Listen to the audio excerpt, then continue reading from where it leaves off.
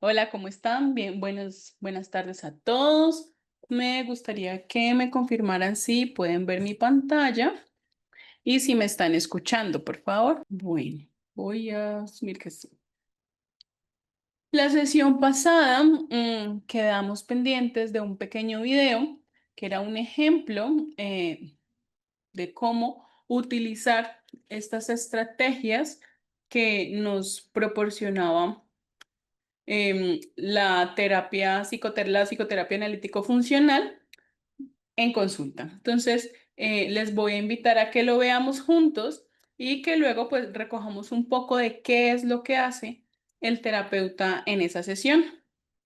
Entonces, me confirman por favor si escuchan el sonido.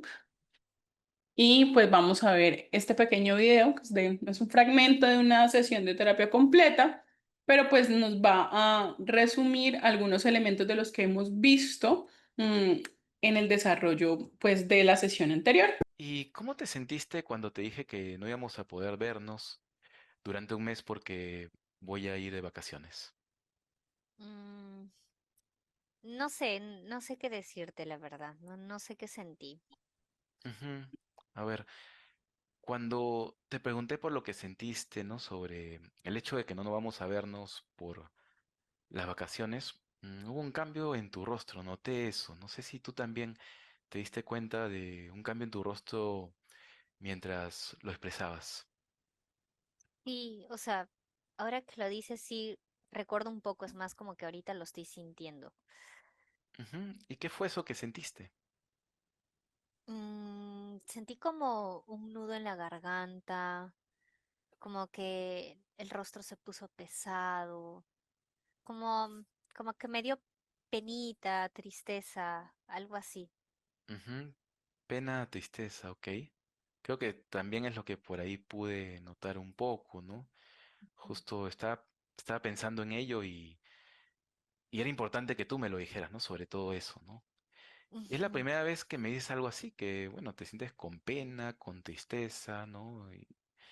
Y, bueno, parece que soy una persona la cual valoras en tu vida. Sí, o sea, en realidad sentí como que esa sensación de que no quiero que te vayas, ¿no? Es más, ahorita decirlo me da, como que me da mucha vergüenza. Vergüenza, ¿ok? ¿Y puedes Ujú. notar dónde está esa vergüenza? O sea, sí, ahorita siento como un calor aquí en el rostro, ¿no? Porque yo no tengo esa costumbre de decir lo que siento, o sea, me da mucha vergüenza, la verdad. Ujú. Bien, bueno, acá me ha gustado lo que acabas de expresar, porque te pregunté cómo te sentías Ujú, y luego me dijiste, ¿no? Lo que sentías, tristeza, pena, ¿no? O vergüenza. Y eso me ha ayudado a entender mejor cómo es nuestra relación, ¿sí? En base a eso, ¿se te ocurre alguna persona con la cual puedas compartir lo que sientes, además de tus padres, durante, bueno, este tiempo en el cual voy a estar de vacaciones? Ay, no sé, no estoy muy segura, ¿no? Yo creo que por ahora no lo sé, por ahora no, Ok, bueno, cuando vuelva de vacaciones podemos seguir trabajando en ello. está bien. Bueno, cuéntenme un poco si percibieron algo interesante en esos 3 minutos de sesión que pudimos ver. Escríbanme en el chat un poco qué encontraron, que tenía pena, que tenía vergüenza, eso es lo que dice la consultante. Pero entonces, imagínense que en ese escenario, en esos 3 minutos tan chiquiticos que vimos de esta sesión, mm, hay que identificar algo muy importante y es el objetivo que tenía el terapeuta con ella. De hecho, lo escriben al inicio de la sesión y era incrementar la expresión de emociones. Ese era el objetivo desde el cual este terapeuta, partiendo de esta corriente terapéutica, iba a trabajar. Sí, Melda dice que la importancia de la observación clínica, de centrarse en las emociones y en los sentimientos que ocurren en el contexto psicoterapéutico y poderlo trasladar. Entonces, en efecto, en este video vemos cosas muy interesantes y si ustedes recuerdan la primera parte de la conversación, el psicólogo le dice a la paciente que qué siente de saber que él se irá de vacaciones. Y esta aquí entra como una pregunta estratégica porque es un claro ejemplo de vocación. El terapeuta allí no solo hace esta pregunta de manera gratuita o como para acomodar su agenda o para anticipar a su paciente que se va de vacaciones, sino que también permite indagar por cómo esto afecta a la paciente y luego vamos a ver que también dice cómo lo afecta a él. Entonces, esto lo que hace es abrir un espacio seguro para promover esa expresión de emociones que era el objetivo de este terapeuta. Y lo que vemos es que la paciente intenta evadir la pregunta y responder de forma superficial. De hecho, le dicen, no, pues no sé qué decirte. Y allí vemos una conducta clínicamente relevante de tipo 1. O sea, la paciente está mostrándonos en la sesión esa dificultad para expresar sus emociones y sus pensamientos que probablemente fue el motivo de su consulta. Entonces, cuando ella evade al psicólogo, le evade la pregunta, lo que hace el psicólogo pues no es dejar que pase, sino que lo que hace es que de una se lo hace notar. Entonces, el terapeuta no se queda allí con el contenido, sino que se da cuenta que está ocurriendo entre ellos dos el motivo de consulta y le devuelve. ¿No sabes qué decir? Literalmente le devuelve su respuesta. No sabes qué decir y allí lo que hace es enfocarse en cuál era la función de la conducta. Entonces su tarea como terapeuta no era simplemente notarlo, que era algo que hablábamos la sesión pasada, bueno, ¿y lo notamos solos o lo notamos con el otro? Pues primero lo notamos solos, pero también lo señalamos al otro de forma compasiva. Y después de eso, él le dice, yo noto que cuando ahora sí me respondes, te cambia el rostro. Y con esa frase lo que hace es invitarla a conectar con su experiencia interna, a hacerse consciente de lo que su cuerpo está expresando que sus palabras no. Y entonces le dice, tú lo notaste, tú notaste cómo cambió tu rostro cuando respondiste esto. Y entonces allí ella empieza a hacer conciencia de su cuerpo y le dice, siento como penita, como un nudo en la garganta. Y allí ese es el momento clave porque allí está emergiendo y apareciendo una conducta clínicamente relevante de tipo 2 que es un comportamiento que tenemos que reforzar. O sea, el paciente está haciendo algo, la chica está haciendo algo diferente a evadir la pregunta en relación a sus emociones. Está diciéndonos qué siente, está contactando con su emoción y la está expresando. Entonces, luego el terapeuta la refuerza de forma natural y auténtica y le dice que valora su honestidad y que le ayuda a entender cómo es la relación entre ellos. Y este es un refuerzo que se denomina contingente. Y lo que ocurre allí es que de manera genuina le hace ese feedback y le dice, cuando tú te abres y eres honesta, genera una conexión profunda y el otro te valida. Y eso es lo que el terapeuta quiere que ella logre generalizar en su vida cotidiana. Y entonces ella luego empieza a hacer una autorreflexión sobre cómo siente vergüenza, cómo es difícil a veces expresar estas emociones de vergüenza y hace contacto con su vulnerabilidad. De hecho, entonces ella le dice que, no, él es el que le dice, ¿dónde sientes la vergüenza? Y vuelve y se devuelve para poder hacer contacto con su cuerpo y poder reforzar positivamente la sensación emocional de ella. Entonces ella dice que siente calor en el rostro, que no está acostumbrada a expresar y subraya como que es importante que en este momento lo pueda hacer. Y luego él le propone trasladar esto que acabo de vivir a otros contextos afuera, o sea, sacarlo del laboratorio de la terapia y pasarlo a su vida y le dice, ¿tú crees que mientras yo no estoy, puedes hacer esto mismo con otras personas? Expresar esto que sientes.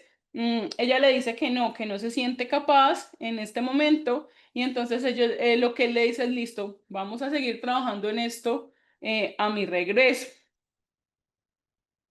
La conclusión del terapeuta es que la capacidad del cliente para expresar sus sentimientos está allí. Lo que pasa es que en este momento aún está en el laboratorio.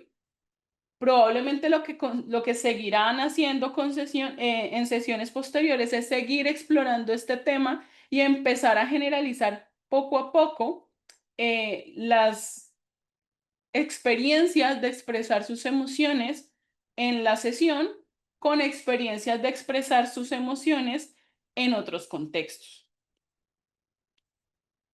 Aquí me hacían una pregunta que era si era posible hacer, que no creía que era posible hacer este tipo de terapias de manera virtual, que como habíamos hablado de que había que leer el cuerpo, pues se sentía que solo se podía hacer de manera presencial. Y bueno, la respuesta es no, el contexto en el que se haga la terapia no incide en que este enfoque se pueda aplicar. Digamos que la psicoterapia analítico-funcional se puede ajustar de manera efectiva para ser aplicada de forma virtual, como vimos en este pedacito de sesión, porque su enfoque no es observar el cuerpo, es observar la relación terapéutica, es el comportamiento y la relación entre cómo me comunico y cómo comunica el otro y cómo observo y evoco sus comportamientos. Incluso no necesariamente tiene que ser en contextos virtuales. Hay contextos, por ejemplo, la psicoterapia que se hace por teléfono, en la que también se puede hacer análisis de estos comportamientos. Sí hay retos porque no se puede observar el lenguaje corporal, las expresiones faciales, el contacto visual, que son señales claves en la FAB para poder identificar los comportamientos clínicamente relevantes, pero a pesar de que podría ser un desafío, por ejemplo, haciéndolo por teléfono, sí puede hacerse haciendo un enfoque en el lenguaje verbal, en el uso de los silencios de las personas y observando no el cuerpo, sino el cómo cambian los tonos. Y por ejemplo, cuando alguien me habla y sonríe, uno nota que cambia el tono de voz, que se suaviza, que cuando habla de un tema baja y sube, y es eso en lo que se puede hacer este componente de interacción. Y aquí tenemos otra pregunta que dice que si en esta terapia no se corre el riesgo de la dependencia a la terapia. Bueno, yo creo que en general la mayoría de las terapias, lejos de buscar una dependencia de la persona hacia el proceso terapéutico, lo que busca es como crear ese balance entre la aceptación de la situación y el cambio.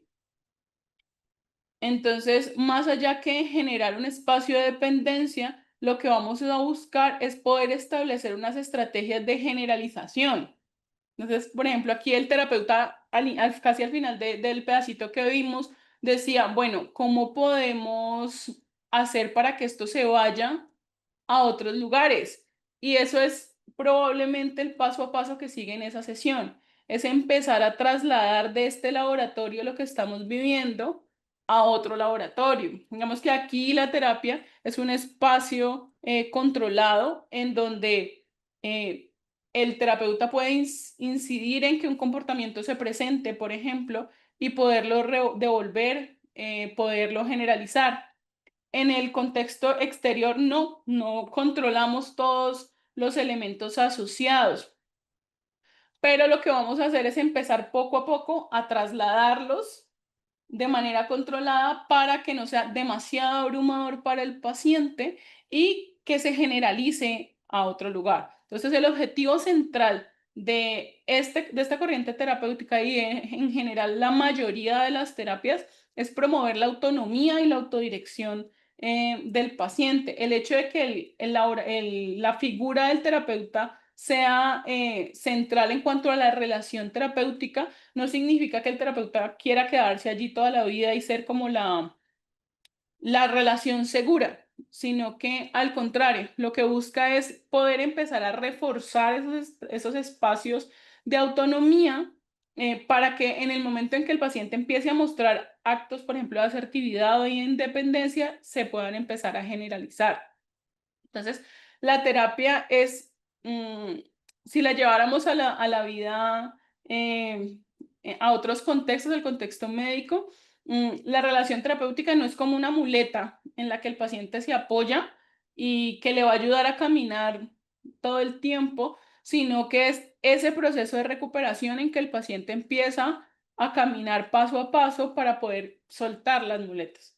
Entonces, la relación terapéutica es un espejo que le va a mostrar cómo puede actuar en sus relaciones interpersonales, cómo puede internalizar las validaciones que el terapeuta hace y cómo puede autorreforzarse y autovalidarse ese tipo de comportamientos. La terapia lo que busca es que los cambios que ocurren en sesión se lleven a la vida y se generalicen. La relación, digamos, es como un contexto seguro.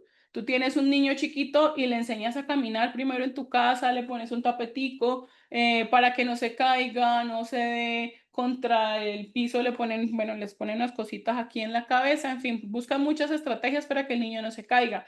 Pero la idea de esa mamá, por ejemplo, en este contexto, así como en el contexto médico y las muletas, pues no es que el niño camine solo en el tapete, sino que adquiera esta habilidad de caminar y cuando se considere que es exitosa, entonces la empezamos a probar afuera y entonces yo lo saco a pasear al parque.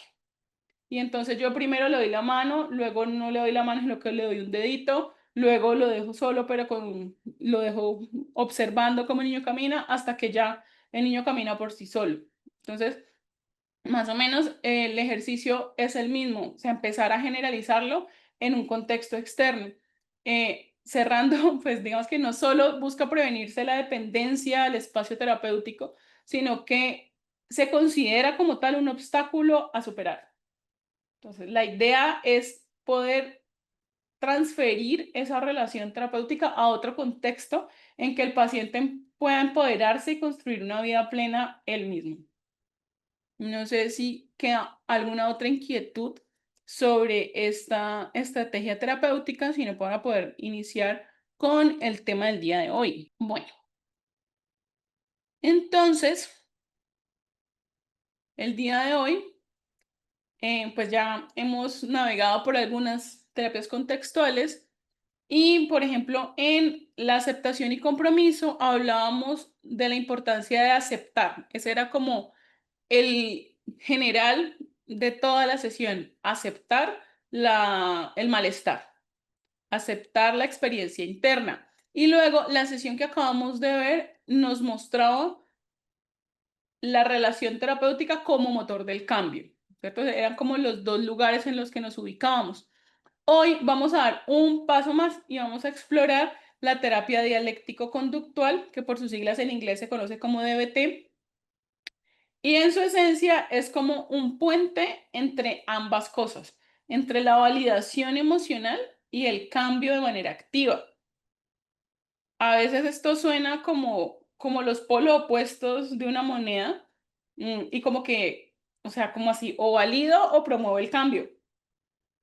Pero justamente es esa la filosofía que nos va a permitir decirle al paciente, te entiendo, acepto tal y como eres este síntoma, pero al mismo tiempo vamos a trabajar juntos para que puedas tener una vida orientada a tus valores. Entonces, el objetivo de esta sesión no es que salgan como terapeutas certificados en DBT, porque de hecho esto es todo un programa que requiere muchísima práctica y mucha supervisión, pero sí buscamos que podamos acercarnos a una comprensión sólida de la filosofía y la estructura de esta terapia dialéctico-conductual y poderlo aplicar de alguna manera en su práctica. Entonces, El mapa del día de hoy, y esperamos que se pueda cumplir, serían tres cosas muy importantes. Primero, intentar comprender el modelo biosocial de la terapia, que es como la brújula que nos va a permitir entender por qué una persona reacciona de una manera muy intensa y nos va a ayudar a ir un poquito más allá hacia una comprensión más profunda.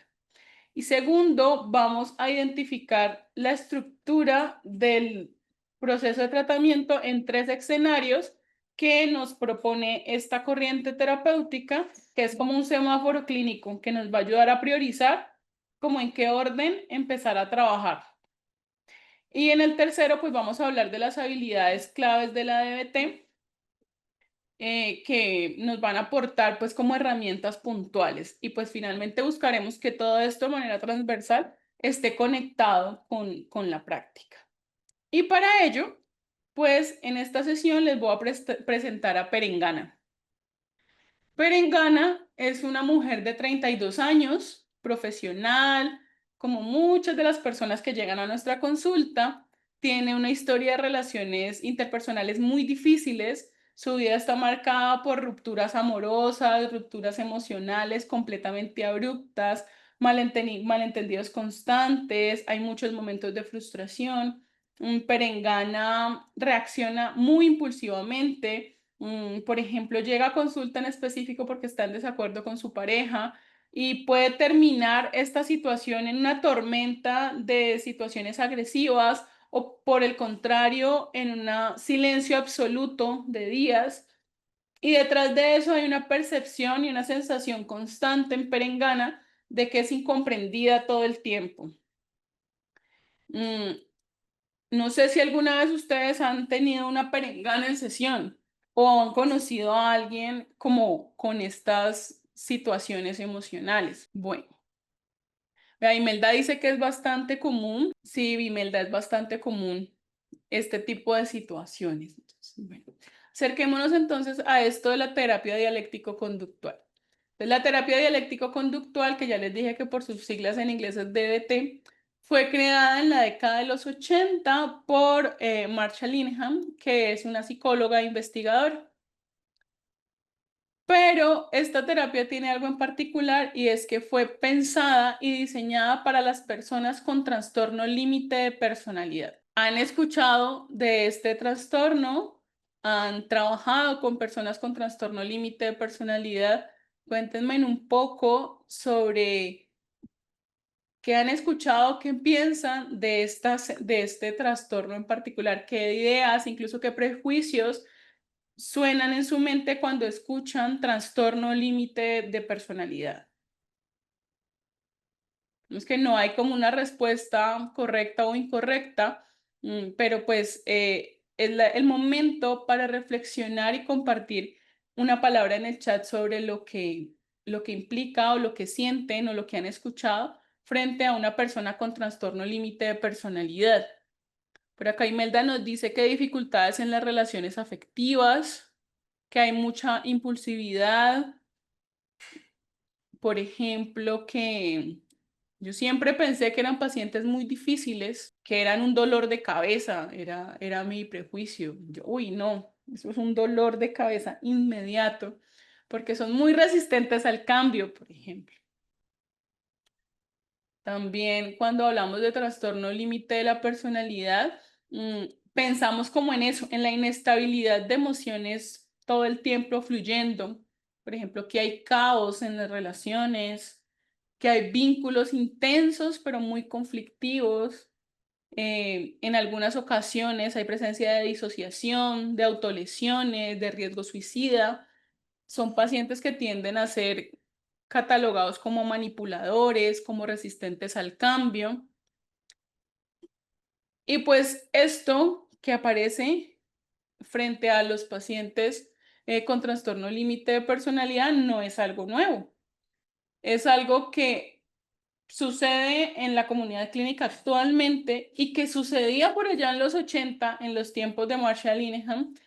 Y entonces este trastorno era visto como muchos como una situación dificilísima de tratar, y a los pacientes se les consideraba tan impredecibles que decía que la terapia tradicional pues no tenía éxito.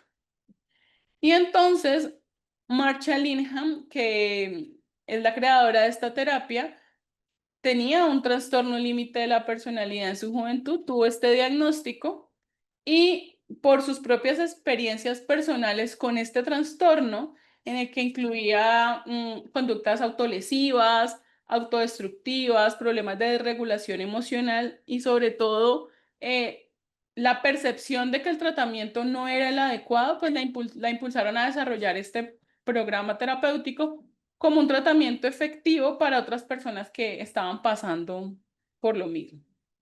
Entonces, la DBT se pensó en ese momento como una terapia específica para trabajar con personas que tenían trastorno límite de personalidad, pero con el paso del tiempo y sus avances se ha podido adaptar a muchas otras situaciones terapéuticas con muy buenos resultados.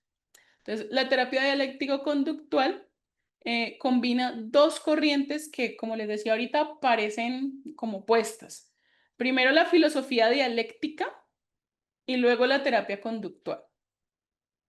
Entonces, de esta última, de la terapia conductual, toma las herramientas prácticas y las estrategias del cambio, mientras que la filosofía dialéctica, que se inspira de prácticas orientales, toma la síntesis de opuestos, que la aceptación de la realidad y el cambio son posibles, que la aceptación no tiene que ser excluyente del cambio.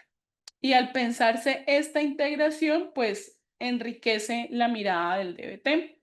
Entonces, en esencia, la terapia dialéptico-conductual es un tratamiento que ayuda a las personas a vivir con aceptación de su malestar, pero al mismo tiempo a tomar una acción para crear una vida que esté coherente con sus valores y que desde las palabras de la autora valga la pena vivir. Bueno, entonces el modelo biosocial de la DBT nos cuenta cómo crear una tormenta perfecta.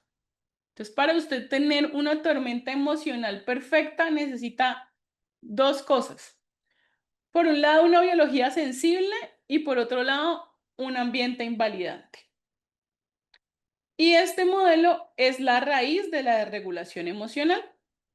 Entonces, la doctora Linehan nos dice la desregulación emocional no es una falla en la Matrix, no es una falla biológica, no es una falla en el sistema, sino que es el resultado de la interacción entre estos dos elementos, la vulnerabilidad biológica y el ambiente invalidante. Y para eso la doctora Linehan nos cuenta una metáfora que lo refiere. Entonces, imagínense que ella dice que estar en medio de esta tormenta perfecta es como ser víctima de una quemadura de tercer grado. Entonces ella dice, imagínese usted que les llega a su casa una persona con una quemadura grave. Entonces su piel, su sistema sensorial está completamente alterado. No tiene la misma capacidad de filtrar los estímulos externos que lo tiene mi piel en este momento. Entonces, si yo tengo una quemadura de tercer grado, una simple brisa, que pues puede parecer simple y chiquita, para esa persona que tiene una quemadura de tercer grado va a ser una cosa insoportable. Pues porque su sistema sensorial pues está dañado. Entonces, esto traducido a la desregulación emocional, dice que es que esta persona pues es hipersensible. Entonces no es que esta persona busque el drama, sino que su sistema emocional está como esa piel quemada, es completamente sensible y su umbral de reacción es muy bajito. Entonces cuando la reactividad emocional es muy alta, y el umbral de reacción es muy bajito, pues a esta persona le va a costar mucho volver a la calma, como a esa piel quemada le va a costar volver a la normalidad. Y a esto se suma la otra pieza de esta tormenta perfecta, que es un ambiente invalidante. Entonces, volvamos a la persona que está quemada. Llegó a nuestra casa, Y entonces usted dice, ay, no, pero no es para tanto, eso solo fue una brisita, eso no es para tanto, tú estás exagerando. Y entonces tú la llevas a la clínica, le dicen, pero si solo se quemó el brazo. Y cuando le están haciendo las curaciones, le dicen, no, pero no grite, que eso no duele tanto. Y entonces esta persona creció así, en un ambiente en el que el contexto todo el tiempo le minimizaba sus emociones y sus sensaciones, le ignoraba sus experiencias emocionales que eran genuinas, o por ejemplo la castigaba y lo que hacía era orientarla a que esas emociones que sentía eran incorrectas o inadecuadas. Y entonces esta persona aprendió a desconfiar de sus respuestas emocionales. Entonces, no logra gestionar sus estados internos porque le generan demasiada inquietud. Y entonces, lo que vemos en la clínica es una persona con una desregulación emocional. Entonces, si quisiéramos hablar de Perengana, Perengana no tiene las herramientas para manejar su sensibilidad emocional porque nunca se las enseñaron y porque siempre fue invalidada. Entonces allí la labor como terapeutas va a estar entonces entrar en ese lugar de validación radical y es como decirle a la paciente, mira, yo nunca me he quemado, pero eso se ve muy doloroso. Entiendo por lo que sí, lo que estás pasando y tu experiencia es válida, así solo te hayas quemado solo el brazo.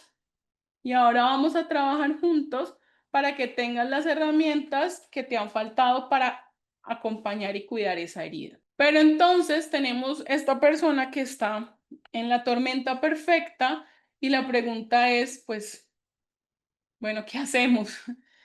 ¿Qué hacemos si todo es como muy rápido, hay mucha impulsividad? Ahorita Imelda nos decía, las relaciones son muy difíciles. ¿Qué hacemos? O sea, ¿qué atacamos primero? Entonces, este modelo biosocial nos dice, bueno, vamos a priorizar la intervención. Cuando llega a nuestra consulta perengana o cualquier otra consultante que tiene una desregulación emocional y que muestra este tipo de situaciones, vamos a pensar en una ruta de 3 escenarios. Y estos son los 3 escenarios de tratamiento que nos va a proponer la DBT. Entonces, imagínense que nosotros somos unos bomberos. Eliezer, qué pena. Eliezer me hace una pregunta y me dice que la vulnerabilidad sensible se genera en la infancia del paciente, hecho que a veces no se ha superado emocionalmente. Sí y no. Digamos que la vulnerabilidad sensible no es que se genere en la infancia propiamente. Puede que sí hayan elementos biológicos en esa persona en razón de su temperamento que tengan una predisposición innata a que tenga un sistema emocional hipersensible. Sin embargo, eso no significa que se haya superado o que se tenga que superar, sino que cuando tiene esta vulnerabilidad ya biológica o esa predisposición innata y se combina con un ambiente invalidante, pues va a generar una desregulación emocional severa. Esto no significa que todas las personas que crezcan en un ambiente invalidante tienen trastorno límite de personalidad. Entonces, cada persona asume y significa de manera diferente lo que recibe del contexto y lo suma a su predisposición innata y a sus elementos biológicos. En este caso que estábamos hablando de la desregulación emocional / trastorno límite de personalidad, ocurre normalmente que la desregulación severa se da porque hay una invalidación repetida y hay y hay una recepción de esa invalidación repetida de que sus emociones son inapropiadas. Y eso se suma a la ya innata sensibilidad de esta persona que impide que el niño o la persona aprenda a regular y a confiar en sus emociones. Y entonces en esta combinación encontramos por qué hay personas que pareciera que no superaran emocionalmente su pasado y siguen todo el tiempo trayendo al presente estas situaciones porque no lo han procesado y no lo han significado de manera efectiva. Pero eso no quiere decir que todas las personas que vivan en este contexto, que crezcan en este contexto o que tengan esta predisposición, van a tener un trastorno límite de personalidad o que tengan una desregulación emocional. Ni tampoco que este sea el único escenario para que se pueda generar una desregulación emocional de esta escala. No sé si respondí tu pregunta, Eliezer. Volvemos entonces a el incendio que tenemos aquí en esta desregulación emocional. Entonces, imagínense que en el primer escenario vamos a tratar el incendio principal. Usted llega aquí y hay llamas que amenazan directamente la vida. Aquí vamos entonces a trabajar lo que el Linehan determina y denomina comportamientos que ponen en riesgo la vida.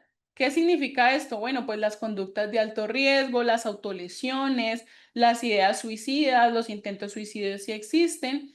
Y al igual que un bombero, aquí no nos vamos a detener a organizar si hay herramientas, si hay alguien atrapado en las llamas.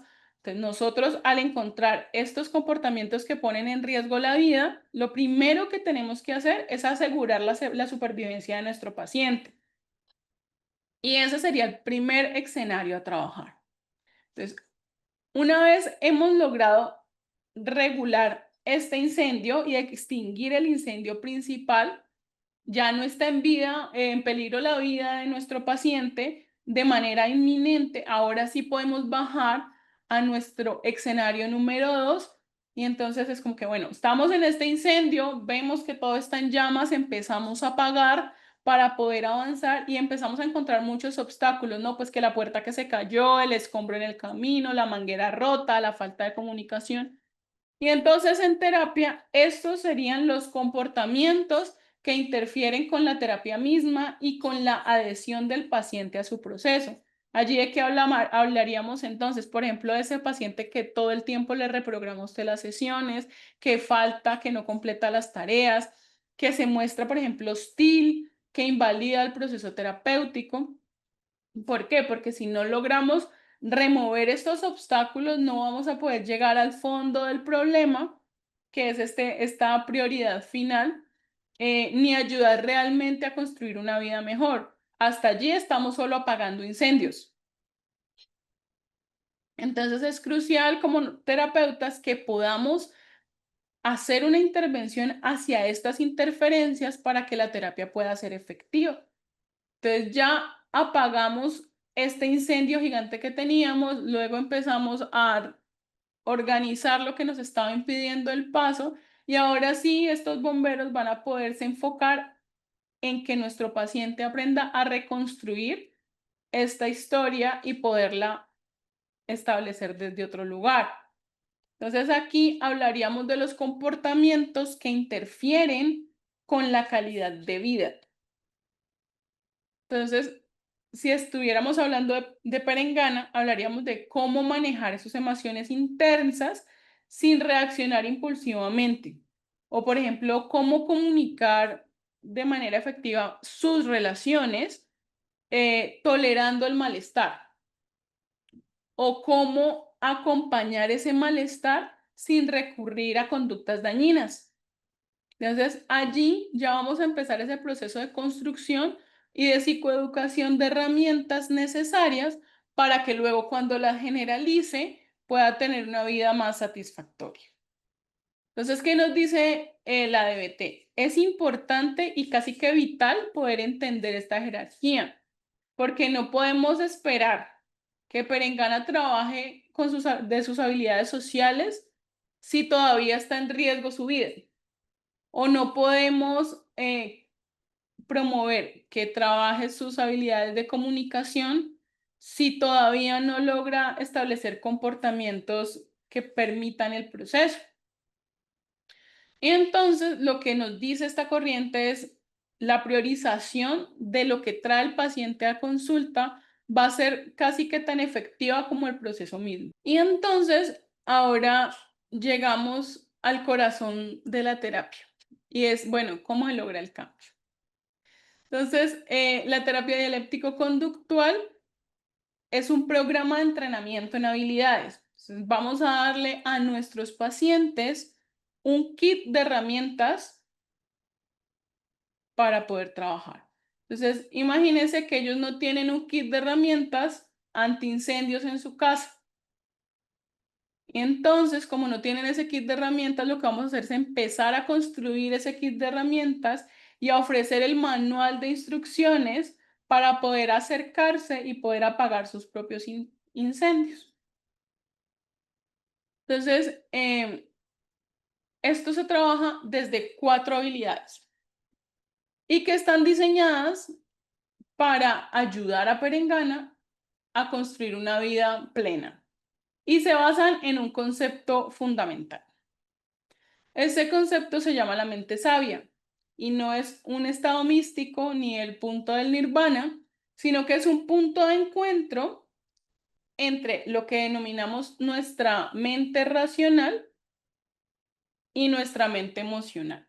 Entonces, en nuestra mente racional tenemos nuestro cerebro que analiza, que piensa, que razona, que piensa lógicamente. Y por acá tenemos el cerebro emocional, que sería el que actúa impulsivamente.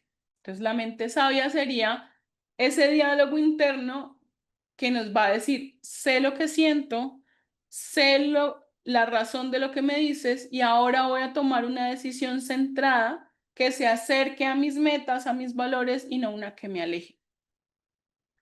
Y para poder llegar a este concepto, pues entonces hay un elemento fundamental que es el mindfulness o la conciencia plena, que será como el cimiento sobre el que se van a construir las otras habilidades que nos propone el DBT.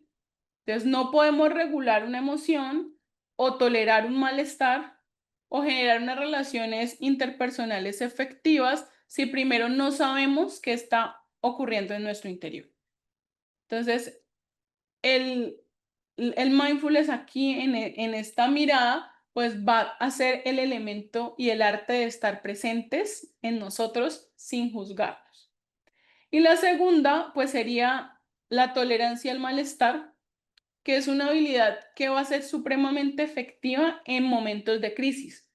Entonces, cuando ese dolor es tan intenso, esa quemadura es tan grande y me sopla la brisa y yo no la tolero, la solución es que el paciente normalmente toma comportamientos impulsivos o comportamientos autodestructivos. Entonces, acá, ¿qué le vamos a decir? Vamos a aprender a tolerar el malestar para aguantar la presión sin que te metas al fuego. La tercera entonces sería la regulación emocional y aquí nos enfocamos en el manejo de emociones. Vamos a enseñarle a nuestros consultantes a identificar, a entender y a modular esas emociones que son tan intensas y va a ser como empezar a ajustar el termostato de la sensibilidad para que no sea tan intensa esa sensación. Y la cuarta, entonces, va a ser la efectividad interpersonal, que se va a centrar en las relaciones. Vamos a apoyar al paciente a conseguir y mantener sus relaciones preservando su autoestima.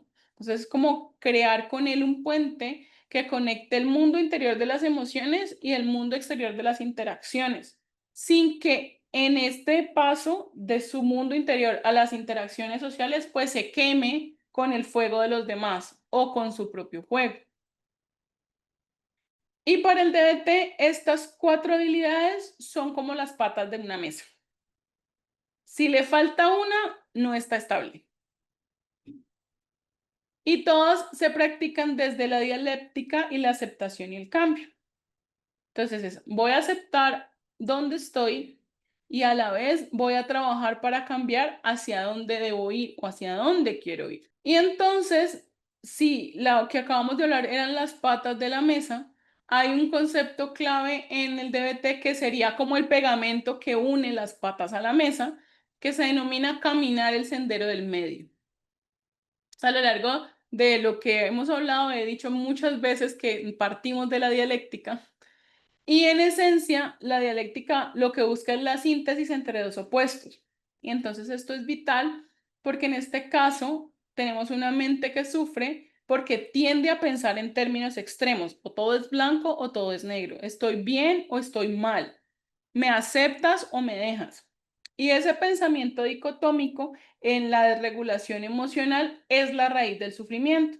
Entonces, eso hace que Perengana piense que si no es perfecta es un fracaso. Y entonces también la va a creer que si, por ejemplo, su terapeuta no la aprueba al 100%, la odia. Entonces, aquí lo que vamos a hacer es encontrar que la solución no es o, sí, entonces es blanco o negro, estoy bien o mal, sino empezar a trabajar en el y. Puede ser blanco y negro, ¿sí? Puedo ser perfecta y fracasada al mismo tiempo. Y la sabiduría no está como en separar y separar esos extremos, sino encontrar ese equilibrio. Entonces, este pues es el trabajo del DBT. No se trata de elegir una de las habilidades claves, sino de aplicarlas de maneras opuestas al mismo tiempo. Entonces, aquí tenemos que, por ejemplo, la aceptación y el cambio no están separados. La tolerancia al malestar, de la que acabamos de hablar, nos enseña a aceptar que es doloroso la realidad, que el malestar es intenso, pero al dejar de luchar contra esa idea de que es doloroso, encuentro que eso es lo que tengo ahora mismo, que tiene que doler, o sea, que esa emoción puede y tiene que ser así de dolorosa, pero nos agrega una I, y es que al mismo tiempo podemos usar estas habilidades de regulación emocional para cambiar esa realidad. Entonces, yo puedo honrar mi dolor y decir, ok, esto es realmente muy incómodo emocionalmente, pero al mismo tiempo trabajar activamente para que nuestra vida sea mejor. Entonces, digamos que la aceptación no es pasividad, es la base para poder arrancar. Y así también hay muchos otros is. Entonces yo puedo tener allí en ese sendero del medio mi mente sabia, que es la mente racional y la mente emocional. Entonces el sendero del medio es estar entre la lógica y la impulsión y la impulsividad. No se trata de apagar la impulsividad y las emociones para ser lógicos, pero tampoco dejarnos llevar ciegamente por ellos. Entonces es poder escuchar lo que la emoción nos dice y poder evaluarla con la razón. Entonces es sentir, por ejemplo, el miedo en el cuerpo y esa sería la emoción que me domina, pero al mismo tiempo usar la lógica para evaluar si ese miedo es un peligro real o no real. Y hay otros elementos que podemos juntar en este camino del medio. Por ejemplo, mis necesidades y las necesidades de los demás. Entonces, cuando hablamos de efectividad interpersonal, a menudo como que quedamos en un dilema porque o consigo lo que yo quiero o mantengo la relación. Entonces, en el sendero del medio lo que vamos a hacer es enseñar o trabajar desde la habilidad que podemos defender lo que necesitamos, pero al mismo tiempo proteger la relación. No es como un juego en el que siempre tenemos que tener una respuesta, sino que es posible atender mis propias necesidades y cuidar otra relación. Y este principio también se va a aplicar a la relación terapéutica. Entonces aquí no le vamos a decir, eres valioso a pesar de tus problemas, sino eres valioso tal como eres, pero al mismo tiempo podemos trabajar para que llegues a otro lugar. Entonces, nunca va a haber un conflicto entre las dos verdades, sino que al contrario vamos a buscar en dónde coexisten. Entonces, es una validación radical que el paciente va a lograr decir, ok, me acepto completamente, pero también un compromiso radical que dice, me voy a ayudar a cambiar. Y caminar por el sendero del medio, que es el nombre conceptual, es una habilidad que se practica constantemente. Y va a ser la clave para ayudar a nuestros pacientes a salir de sus extremos. Entonces, la forma en la que los ayudamos a dejar de ver el mundo en blanco o en negro para empezar a ver como todos los matices de grises que hay en medio. Entonces, ahorita vamos a desbaratar un poquito el primer punto de encuentro del que hablábamos ahora, que es el punto de encuentro entre la razón y el corazón, que era lo que ahorita nombrábamos como mente sabia. Entonces, para entenderlo, primero tenemos que conocer el primer lado, que es nuestra mente racional. Entonces, esta mente racional es la parte lógica, la analítica y fría, o sea, es esta mente que puede analizar con hechos, tomar decisiones basadas en la evidencia, pensar de forma estructurada. Es, por ejemplo, la que nos va a ayudar a resolver las ecuaciones matemáticas, a planificar rutas de viaje, la que nos ayuda a hacer la lista del supermercado y todas las personas la tenemos, incluso las personas que tienen desregulaciones emocionales. Por otro lado, estaría la mente emocional, que es esa parte de nosotros que se deja llevar por los sentimientos. Entonces, la mente emocional se basa en cómo nos sentimos en un momento dado y cómo respondemos desde allí. Entonces, es apasionada, es impulsiva, se deja llevar. Y lo es así en todos los contextos. Entonces, por ejemplo, es esa parte que lo hace usted llorar en la película, así su mente racional le diga, pero es una película, yo no entiendo usted por qué se pone a llorar por eso, y usted, ay, el perrito se murió. Entonces, es esa mente emocional la que nos hace vibrar desde el sentimiento, aún cuando nuestra mente racional nos diga, no, pero ahí no va. Por ejemplo, la que nos hace sentir euforia cuando nuestro equipo de fútbol gana, o cuando nos hacen sentir súper felices, cuando nos dan una buena noticia y empezamos a saltar y solo queremos reaccionar de ese modo. También es, por ejemplo, la que nos hace reaccionar impulsivamente ante una ofensa. Entonces, las personas que tienen desregulación emocional como perengana suelen vivir en la mente emocional todo el tiempo. Entonces, sus decisiones y comportamientos son dictadas por emociones intensas. Pero también hay personas que viven todo el tiempo en el otro lugar, en la mente racional, y todo el día y en todo momento están anulando por completo su sentir. Entonces son personas profundamente racionales, pero profundamente rígidas con ellas mismas. Y entonces aquí ambos extremos son problemáticos. La mente sabia es la integración de ambos. Es el punto de intersección en donde esa razón y esa emoción logran dialogar. Entonces es como que es el lugar donde logras tomar decisiones que honran lo uno y lo otro. Entonces vamos a perengana. Por ejemplo, la mente emocional le dice que grite a su pareja, pero la mente irracional le dice, no, eso de gritar es irracional. Entonces, la mente sabia lo que diría es, en este momento estoy muy frustrada. Quisiera gritar a mi pareja, pero la mejor forma de honrar mis sentimientos y mi relación es esperar a calmarme y luego expresarle lo que estoy sintiendo. Y el mindfulness pues va a ser como la llave que nos va a permitir trabajar y buscar nuestra mente sabia al observar nuestros pensamientos y nuestras emociones sin juzgar.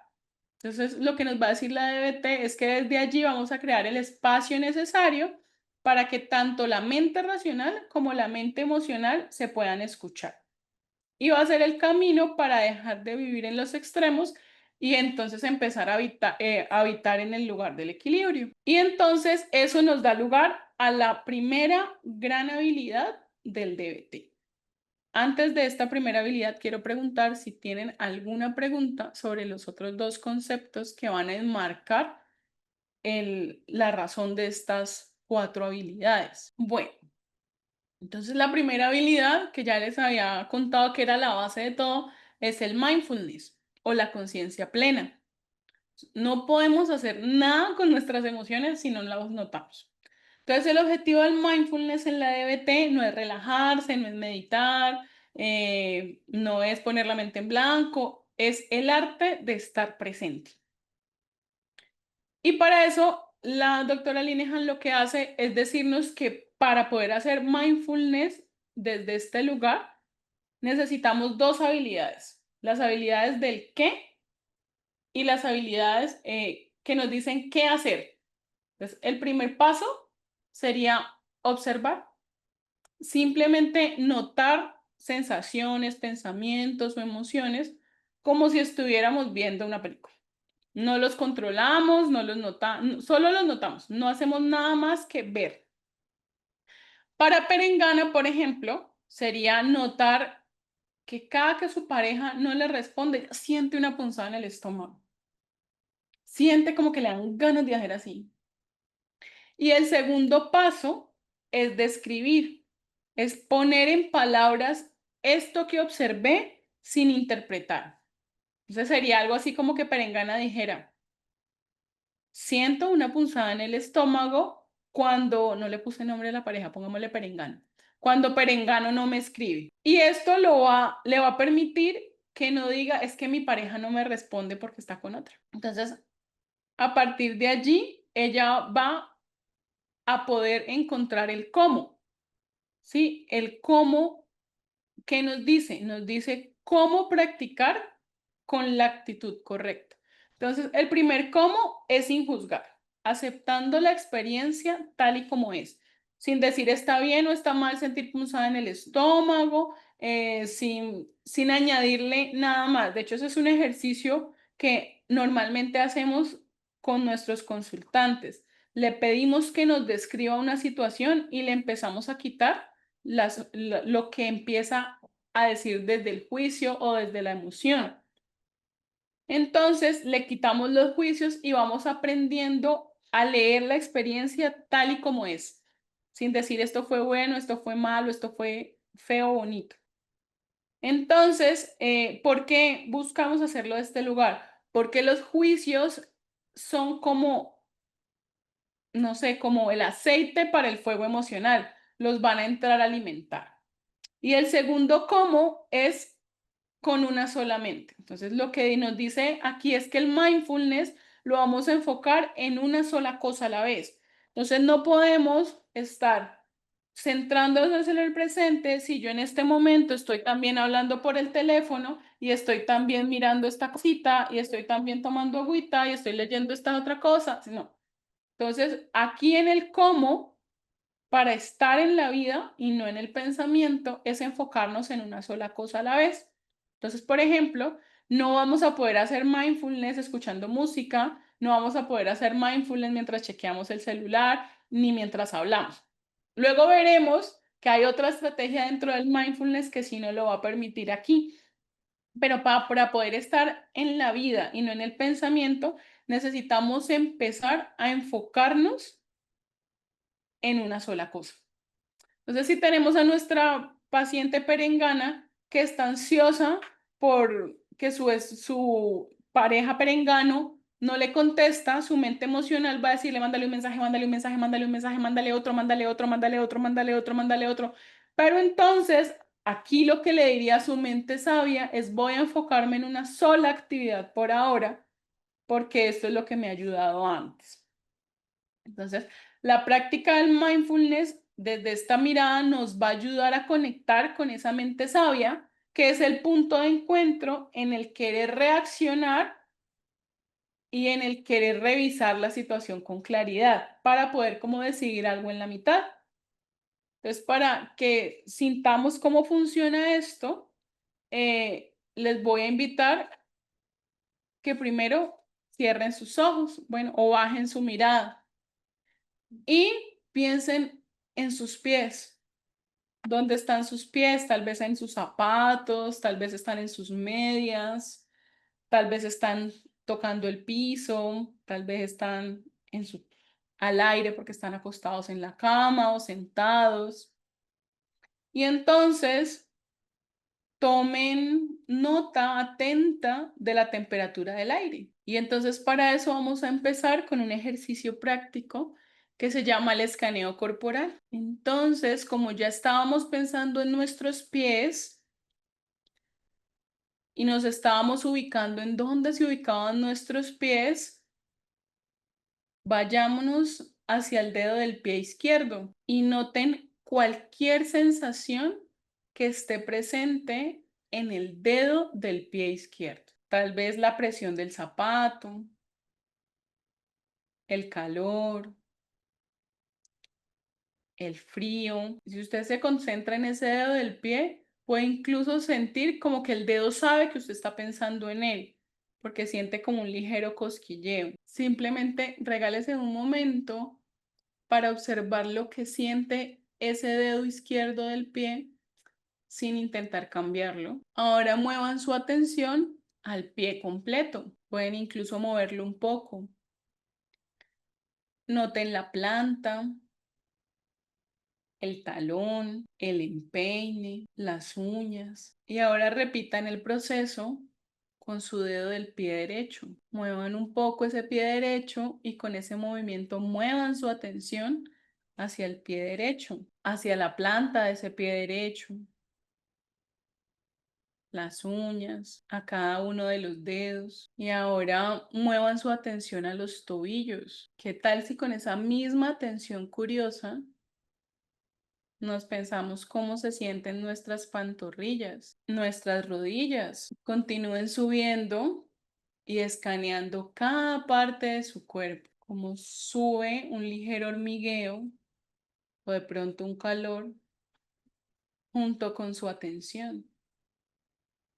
¿Qué tal si la llevan a los muslos, a las caderas, al estómago, al pecho? Y presten atención a su espalda. No traten de relajarla. Si hay tensión, noten la tensión.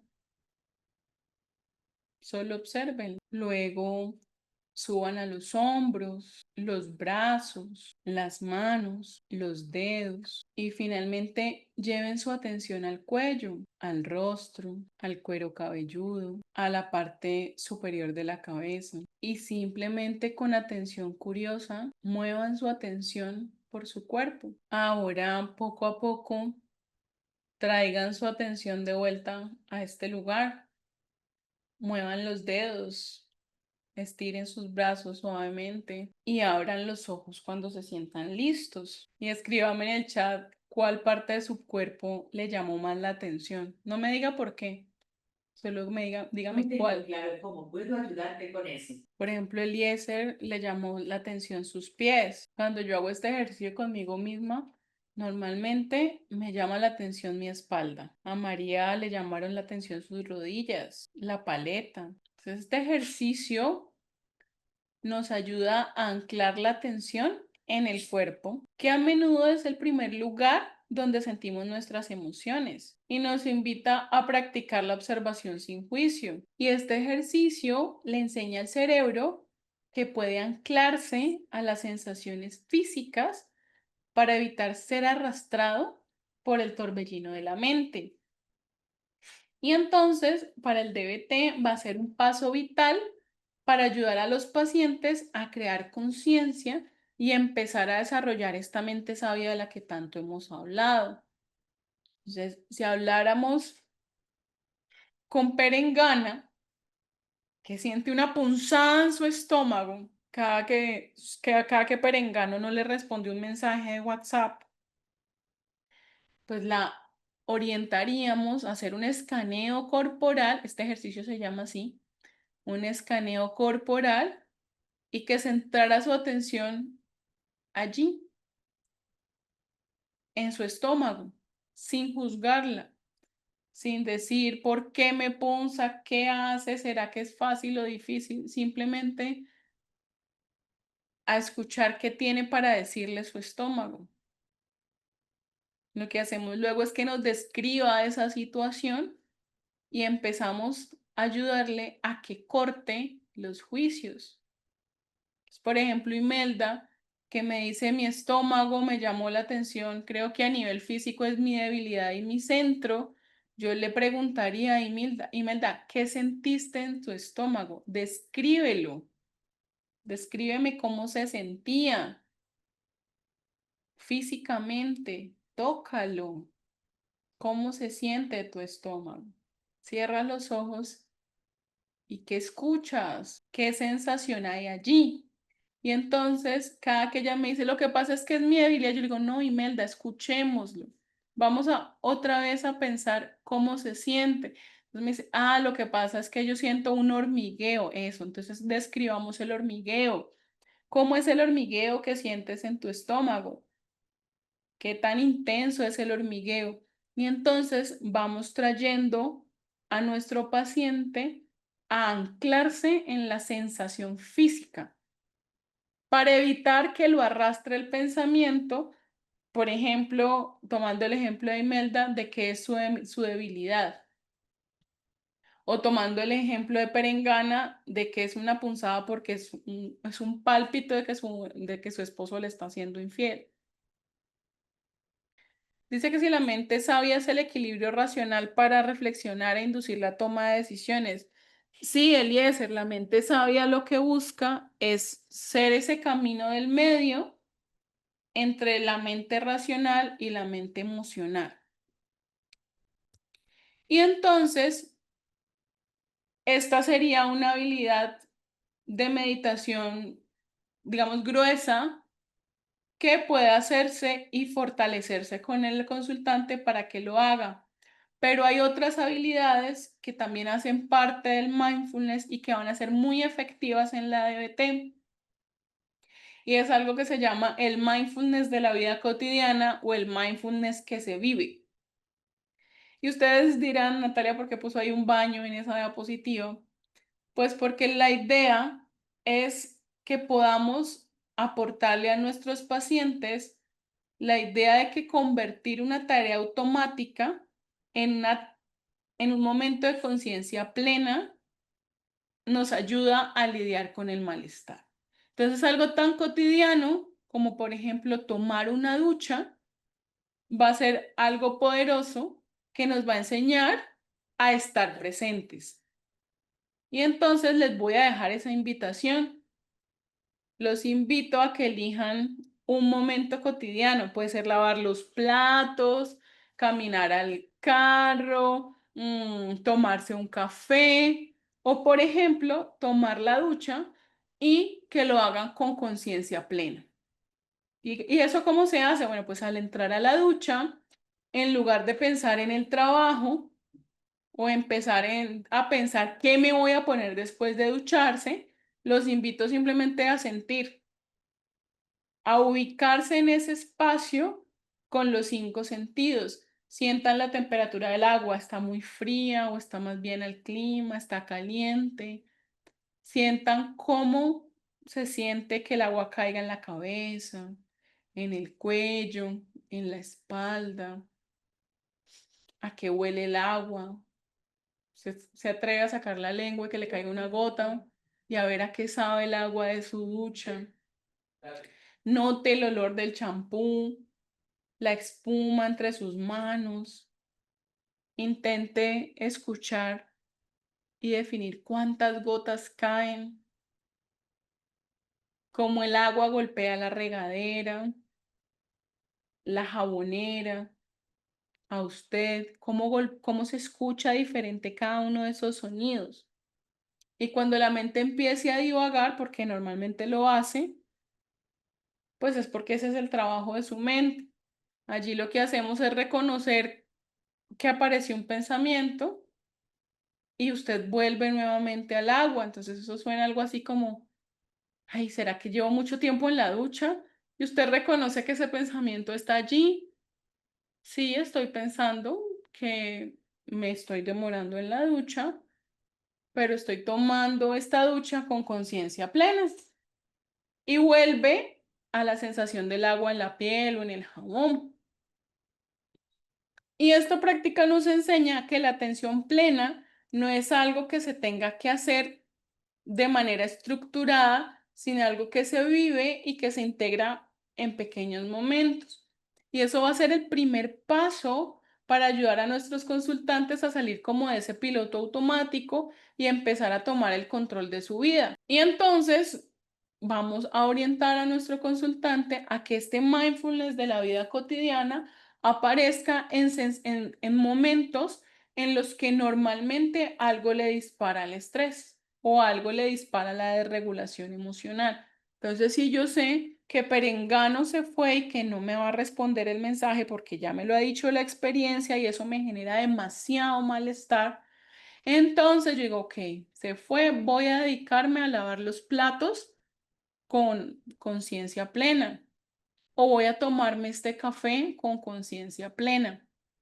Y esas dos técnicas de mindfulness, que una es el mindfulness de la vida cotidiana y el otro era pues como la estrategia específica de atención plena, no son excluyentes, sino que lo que van a hacer es complementarse y fusionarse para crear hábitos que van a permitirle a nuestro consultante pues anclarse al presente cuando no lo necesite, pero también cuando lo necesite. Y una vez que fortalezca los ejercicios formales, como esta técnica del escaneo corporal, va a ser más fácil llevar a cabo estas actividades de atención plena. Y ahora les quiero contar algo muy importante y es que hay veces el mindfulness se usa como de forma indiscriminada y quiero decirles que hay que tener muy claro que sí es mindfulness y que no es. Porque esta habilidad es fundamental en este concepto, en esta corriente terapéutica, y pues es importante diferenciarla de otras que se parecen, que hacen parte de otras corrientes, pero que no son mindfulness para el DBT. Entonces, el mindfulness sí es prestar atención de manera plena e intencional al momento presente, o sea, es enfocar nuestra conciencia en lo que está ocurriendo ahora, sea una sensación física, un pensamiento, un sonido, o escuchar, observar nuestros pensamientos, nuestro cuerpo, nuestras sensaciones, sin emitir juicios sobre ellos. Pero el mindfulness no es poner la mente en blanco.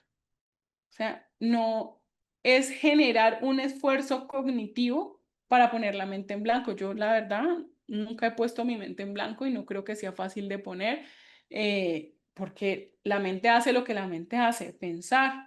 Pero acá el mindfulness nos dice, es que no necesitamos llegar a poner la mente en blanco, sino aceptar la realidad del momento tal y como es. Vamos a observarlo con curiosidad. Entonces, eso es una habilidad como aprender a tocar un libro, a tocar un instrumento.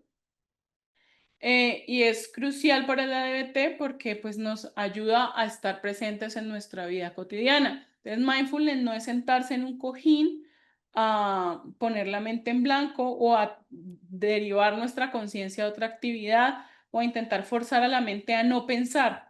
De hecho, desde este pensamiento, esa acción de llevar a la mente a no pensar va a ser contraproducente porque los pensamientos van a seguir surgiendo. Y el objetivo es aprender a relacionarse con ellos de una manera diferente, pero que no sea forzada. Tampoco es una relación forzada de calmarse, o sea, no es poner una esencia de olor y buscar que me soe en el cuerpo para que me relaje completamente y a partir de allí pueda hacer mindfulness, aunque la calma es un efecto secundario del mindfulness. El objetivo del mindfulness no es calmarse, ni es relajarse, no es evitar o suprimir los pensamientos, no es como evadir el problema, al contrario, el mindfulness lo que nos va a hacer es ayudar a ver nuestros pensamientos con mayor claridad y efectividad. Y otra cosa que no es mindfulness es pensar positivamente. No es decirnos mantras todo el tiempo de lo que sí soy capaz de hacer o de lo que quiero ser. No es llevar un pensamiento positivo constante. El mindfulness lo que nos invita es aceptar las experiencias, las positivas, pero incluso también las negativas. Y tampoco es un ejercicio de imaginería, que es otra técnica de otras corrientes psicológicas, ni de imaginación guiada. O sea, sí podemos utilizar técnicas para centrar la atención en el pensamiento, pero otra vez, el objetivo no es cambiar el estado mental. Y entender estas distinciones pues va a ser clave para que podamos orientar la práctica del mindfulness de manera efectiva. No sé si frente al mindfulness tienen alguna inquietud. Dice que si esa ya la había leído. Bueno, y entonces la siguiente habilidad sería la tolerancia al malestar. Entonces, si el mindfulness nos permite notar que el mar está turbio o que hay una tormenta, la tolerancia al malestar va a ser el chaleco salvavidas que nos vamos a poner para no ahogar en él. Entonces, es una habilidad crucial en el tratamiento de pacientes con desregulación emocional. El propósito de la tolerancia al malestar es muy claro, es sobrevivir a la crisis sin que sea peor. No se trata de resolver el problema, no se trata de buscar por qué se ocasionó, no, es sobrevivir a la crisis. Entonces, si Perengana acaba de tener una pelea dolorosa con Perengana, la tolerancia al malestar no es buscar solucionar el problema. Lo que sí vamos a proponer en esta tolerancia al malestar es darle las herramientas a Perengana para que no se autolesione o para que no mande 50 mensajes de texto furiosa a su esposo o para que no vaya y se ahogue en el alcohol. Eliezer, la técnica del mindfulness tiene como objetivo reconocer que te incomoda emocionalmente para superar la crisis. No, solo tiene el objetivo de reconocer qué te incomoda emocionalmente, no para superar la crisis. O sea, solo para ser consciente presentemente de qué sucede en mi mente y en mi cabeza. Y eso lo que me va a ayudar a hacer no es a superar la crisis, sino a poder analizar eso que llega a mí y poder valorarlo desde la mente sabia. Acá, regresando a la tolerancia al malestar, entonces digamos que es como una pausa estratégica para poder ganar tiempo. Entonces, esta habilidad de la tolerancia al malestar lo que nos va a decir es que es un dolor inevitable. O sea, estás en crisis y esto está sucediendo ahora mismo. Pero por otro lado, nos da la voluntad para no reaccionar impulsivamente a esa crisis. Y entonces es el balance como entre decir, esto es lo que es, pero no lo voy a hacer peor. Y entonces las técnicas de tolerancia al malestar lo que van a hacer es aportar a que esta persona pueda resistir el impulso de reaccionar por sí sola hasta que la emoción baje. Entonces, y es importante, sobre todo en las personas que sufren de regulación emocional, porque como el malestar, ¿se acuerda que decíamos? Se siente como si se estuviera quemando la persona y cualquier brisa es mucho más insoportable. Entonces, con esta habilidad lo que le vamos a decir, el dolor es real, no dura para siempre, necesitamos aguantar el dolor para cuando el dolor empiece a bajar, ahora sí podamos dar paso a otra habilidad. ¿Y qué hacemos para esto de la tolerancia al malestar? Esta es la apuesta que nos hace la DBT. Se llama TIP. Y entonces lo que vamos a hacer es distraer, ahora sí vamos a distraer a nuestra mente. Entonces digamos que la mejor manera para sobrevivir una ola de malestar emocional pues es surfearla. Necesitamos que nos mantenga ocupados mientras la ola pase. Pero aquí hay que hacer una diferenciación y es que la distracción no es evitar el malestar, sino que va a ser una estrategia temporal para poder ganar tiempo y ganar perspectiva. Y entonces hay varias formas de hacerlo. Y entonces la técnica que nos enseña en la DBT se llama TIP. Es una estrategia que se enfoca en cambiar el estado fisiológico para influir en las emociones internas. Entonces, la T significa temperatura intensa. Entonces, cuando estamos experimentando una emoción muy fuerte, especialmente de las que nos generan impulsividad, como por ejemplo la ansiedad o la ira, vamos a sumergir nuestra cara en agua muy fría durante unos segundos. Vamos a aguantar nuestra respiración y vamos a ponernos hielo en la cara, por ejemplo. Y esto lo que nos va a ayudar es a ralentizar el ritmo cardíaco y ayudar a calmar el cuerpo. Es como un reinicio fisiológico. Y la I significa ejercicio intenso. Entonces, realizar una actividad física vigorosa durante un corto periodo de tiempo. Por ejemplo, saltar. Y esto lo que va a hacer es ayudar a liberar la energía acumulada por la emoción intensa y cambiar el foco de la atención. La primera P significa respirar pausadamente y lo que nos dice es cuando estamos ansiosos, nuestra respiración va a 1000. Entonces lo que vamos a hacer es empezar a inhalar y a respirar profundamente y a exhalar muy lentamente para ayudar a nuestro sistema nervioso parasimpático, que pues es el encargado de la relajación. La segunda P es la relajación muscular progresiva, que consiste en tensar deliberadamente el cuerpo y luego relajarlo por completo. Entonces empezamos así, con los puños y luego con los brazos, con los hombros. Y ese ejercicio de tensar y luego soltar va a liberar la tensión física que acompaña las emociones intensas, lo que a su vez va a ayudar a disminuir la intensidad de la emoción. Y esta es una estrategia que le va a aportar a nuestros pacientes en cualquier momento de crisis. ¿Podrías explicar qué significa el concepto de mindfulness? Mindfulness para esta corriente es poner atención al momento presente. Es centrar toda nuestra atención en el momento presente, independientemente de cuál sea.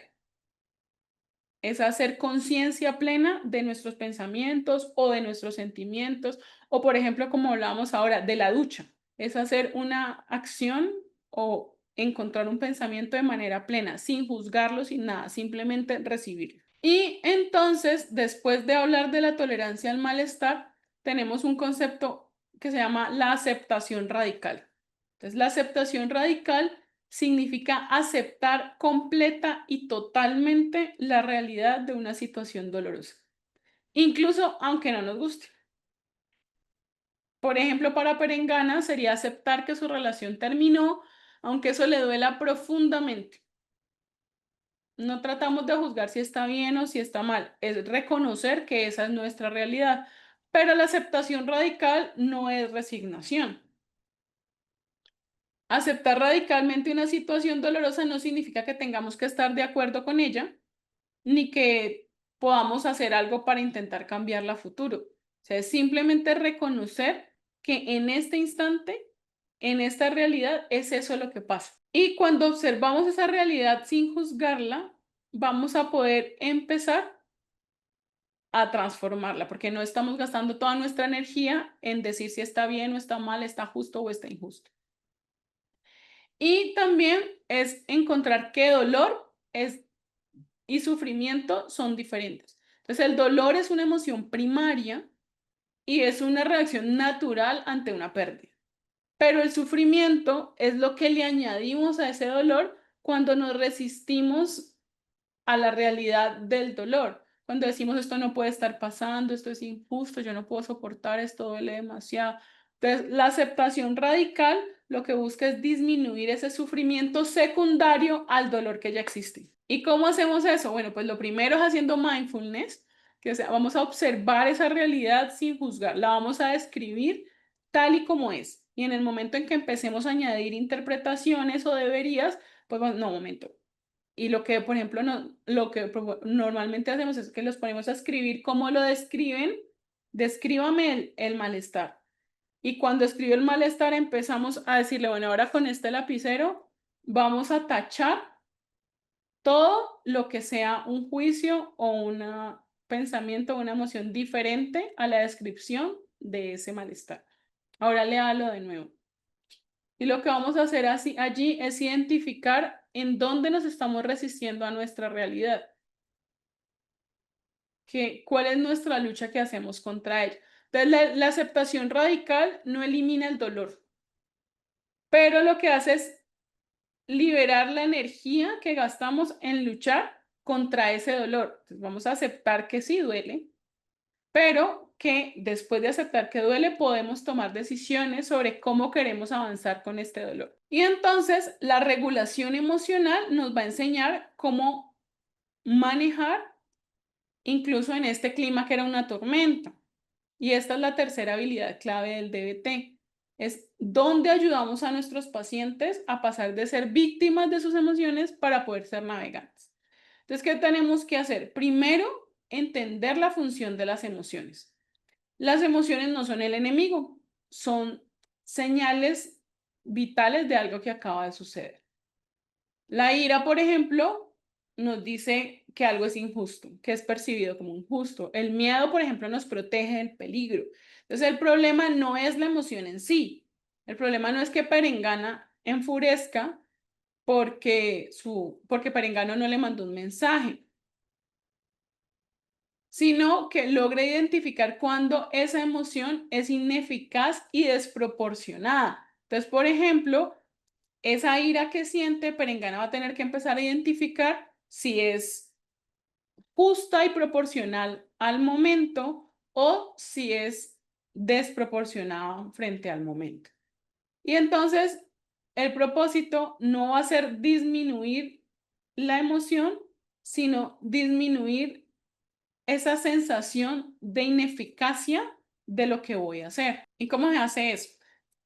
Entonces, el primer paso, pues, es entender la emoción. La DBT nos enseña a ver las emociones como un mensaje. Entonces, la vamos a identificar. ¿Qué es lo que siento? Me siento fatal, no puedo más. Entonces, vamos a ser más precisos. ¿Qué emoción es sentirse fatal? ¿Qué emoción es decir no puedo más? Ah, ok, vamos a ponerle un nombre y así le vamos a quitar poder a esa emoción porque la vamos a sacar, si se acuerdan de lo que hablábamos del ACT, la vamos a sacar del yo y la vamos a poner a observar. Entonces, estoy sintiendo rabia y entonces la voy a medir. Si esta rabia fuera de 1 al 10, ¿cuál fuera la intensidad? Y hacer esto nos va a dar es una perspectiva de distancia y nos va a permitir planificar qué hacer. Si Perengana siente que subir a un 9, entonces es el momento de devolvernos a utilizar una actividad de tolerancia al malestar, porque ya esa emoción es tan fuerte que causa un dolor muy fuerte en Perengana. Y si Perengana entonces siente que está en un 4, podemos entonces usar una habilidad de regulación emocional para cambiarla y no una de tolerancia al malestar. Por ejemplo, podemos hacer una técnica que se llama la técnica de los opuestos o la danza de los opuestos. No es para todas las emociones, pero es para cuando las emociones son injustificadas en su intensidad. ¿Y cómo lo hacemos? Perengana, usted se siente triste porque se le perdió el perro. ¿Eso es una emoción justificada? Claro que sí. Entonces esta técnica no iría aquí. Pero si la tristeza es intensa porque su novio no le respondió el mensaje y su mente racional le dice, no, pero lo que pasa es que tu novio está trabajando, pero sigue sintiendo esa tristeza y esa rabia desproporcionada, entonces aquí vamos a utilizar esta técnica que se llama la danza de los opuestos. Y bueno, ¿cómo funciona? Entonces, si la emoción es miedo y no hay un peligro real, pues ¿qué sería lo opuesto a ese miedo? Entonces, lo opuesto sería acercarse. Entonces, si Perengana tiene miedo a hablar con su esposo, porque quién sabe qué le va a decir, la acción opuesta sería prepararse y tener esa conversación con él. Pero entonces, si la emoción es tristeza y el impulso es aislarse y quedarse en la cama, entonces la acción opuesta será activarse. Y eso puede parecer imposible, pero caminar por 10 minutos puede cambiar el estado de ánimo.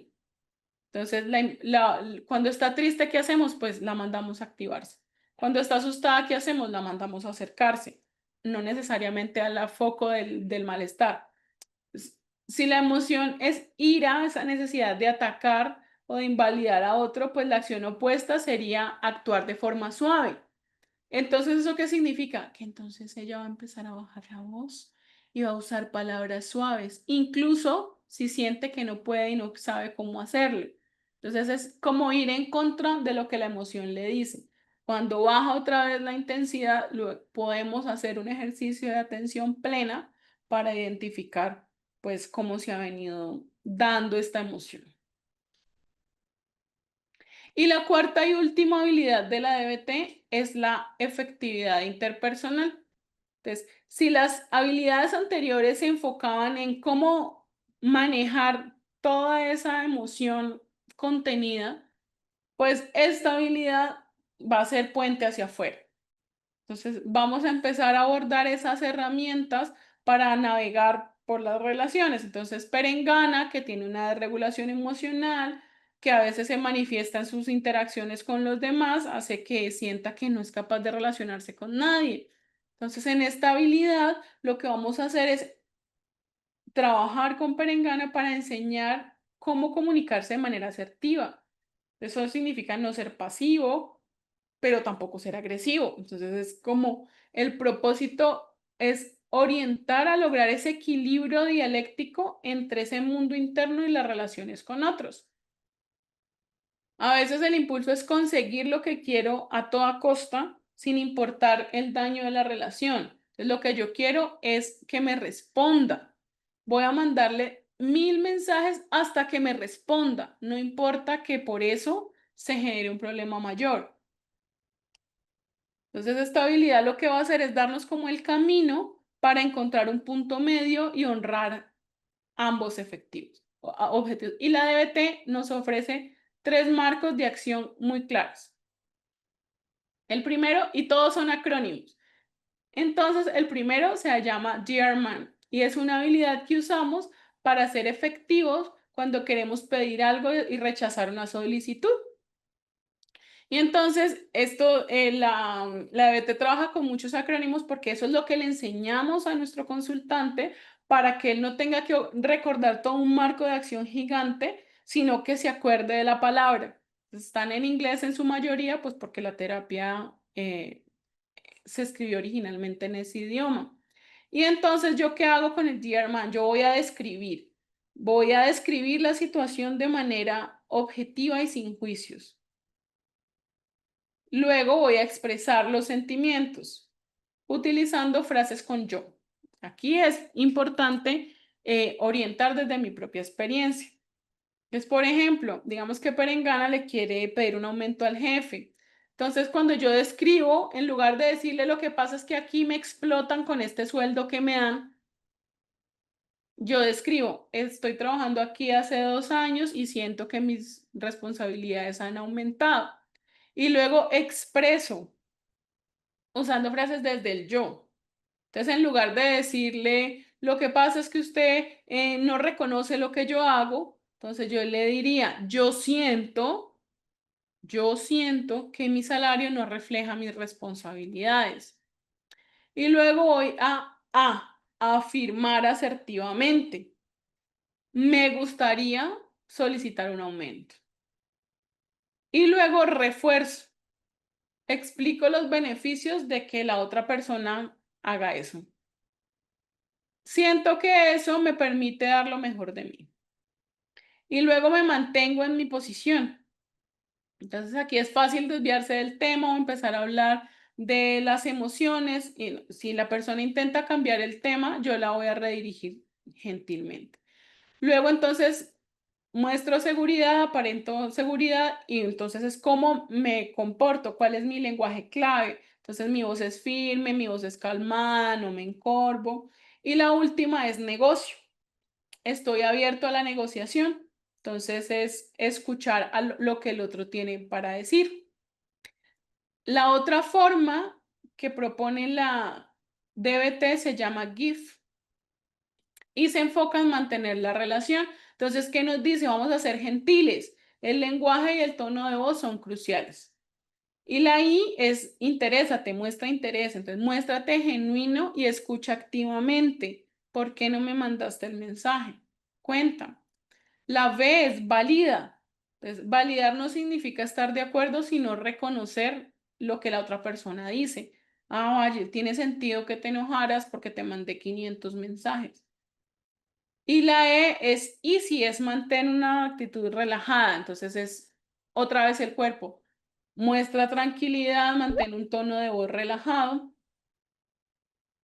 Y eso va a ayudar a desescalar la tensión. Y la otra se llama, bueno, se traduce vida y esta sí tiene traducción al español. Y entonces es valores, es mantente en tus valores, encuentra cuáles son y cómo puedes mantener tu mente sabia en este valor. Entonces, por ejemplo, para Perengana, la honestidad es un valor central Entonces debe esforzarse por ser sincera en sus interacciones. Y es imparcial, sé imparcial. Nos recuerda la importancia de ser justos. Y no se trata de ganar o perder en esta batalla, sino de encontrar una solución. La D es de disculpas, no te disculpes excesivamente. Entonces, las personas con de regulación emocional tienden a disculparse en exceso todo el tiempo, incluso por cosas que no son su responsabilidad. Entonces aquí lo que nos va a decir es, hay que tener nuestras propias perspectivas y no ocuparnos el espacio en disculparnos constantemente, sino hacerlo genuinamente cuando hayamos cometido un error. Y la A es ser auténtico, nos anima a ser genuinos con nosotros mismos. Entonces, estas tres estrategias de efectividad interpersonal son, bueno, hay muchas más, estas son como las centrales, nos van a ayudar a explicarle al paciente de una forma cercana, que son los acrónimos, cómo recordar cuando está en la interacción con el otro. Entonces, esto se explica por allá cuando hablábamos, vamos a devolvernos mucho. Aquí, acá cuando estamos en la prioridad final. Entonces, si ustedes notan, los otros dos elementos estaban enfocados aquí. Entonces, la tolerancia al malestar está por acá en máxima prioridad y la regulación emocional está por acá en la prioridad media. Entonces, por acá en la prioridad final, pues estaría la efectividad interpersonal. En mindfulness es transversal a los tres escenarios. Y lo que nos va a permitir es anclarnos al momento para intentar no subir a un escenario superior. Entonces, acá en la prioridad final es que vamos a trabajar en cómo ofrecer a esta persona las habilidades que necesitan para poder tener una efectividad interpersonal de manera asertiva. No siempre se orienta sobre todas las estrategias o técnicas, sino que depende también del proceso propio de cada consultante. No sé si tienen alguna pregunta que podamos responder en este espacio frente a estas apuestas que hace la DBT. Ahí se me fue la pantalla. Ahí está. Entonces cuéntenme si tienen alguna pregunta y vamos identificando también si lo que habíamos apostado hoy para este encuentro lo pudimos cumplir, que era justamente acercarnos a este modelo biosocial que nos va a llevar a explicar la desregulación emocional y poder identificar como las estructuras, que son esos tres escenarios de tratamiento en los que nos ubica esta práctica. Y la tercera sería conocer las 4 habilidades claves a trabajar, que eran el mindfulness, la tolerancia al malestar, la regulación emocional y la efectividad interpersonal. Todas estas unidas por el concepto del sendero del medio, que es la idea de que necesitamos no siempre tener una solución a los problemas. Entonces, haciendo un resumen muy concreto, sería algo así.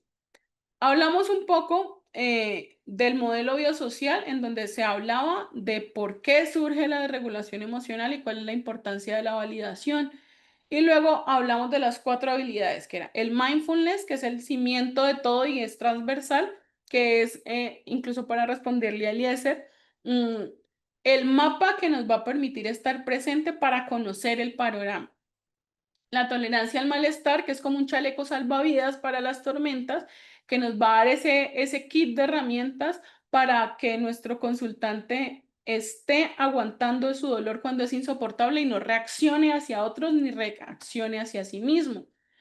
Luego está la regulación emocional, que nos da como el volante para empezar a entender cómo manejar nuestras emociones sin que nos controlen. Y finalmente la efectividad interpersonal, que es como las señales que tengo que seguir para navegar en el mundo de las relaciones de manera asertiva y respetuosa. Entonces, cuéntenme si hay alguna duda. Les voy dejando por acá la encuesta de la sesión de hoy para que por favor la llenen. Entonces, la DBT no promete una vida sin dolor, como está pensada para una desregulación emocional o para situaciones de desregulación emocional. Lo que nos dice es, vamos a construir unas herramientas para construir una vida que a pesar del dolor y del malestar valga la pena vivir.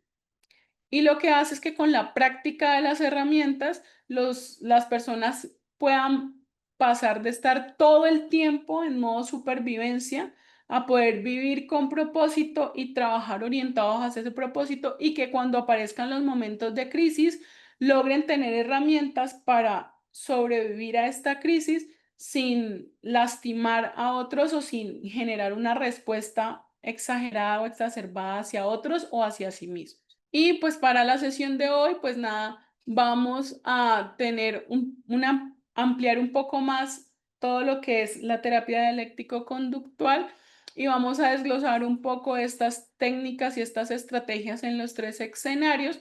Como ya les había contado, realmente la DBT es todo un programa y todo un proceso para acompañar, y tiene muchos elementos puntuales.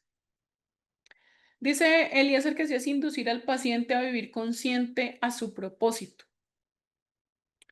Bueno, más que consciente a su propósito, es como a buscar el equilibrio de de sus 2 caminos. Es para trasegar en el camino del medio, diría la autora, diría Linehan. Es para poder que pueda estar allí sin sentir que ninguno de los extremos lo absorbe. Y la próxima sesión, pues nada, estaríamos hablando de otra estrategia desde las terapias contextuales, que se llama la activación conductual. Y aquí lo que vamos a hacer es, esta también tiene una mirada conductual, y lo que hace es buscar restablecer un patrón de conductas que genere un contacto con experiencias gratificantes. Entonces, si esta terapia dialéctico-conductual estaba pensada para la desregulación emocional, la terapia de activación conductual, aunque se aplica a otros lugares, está pensada para procesos y sintomatologías depresivas.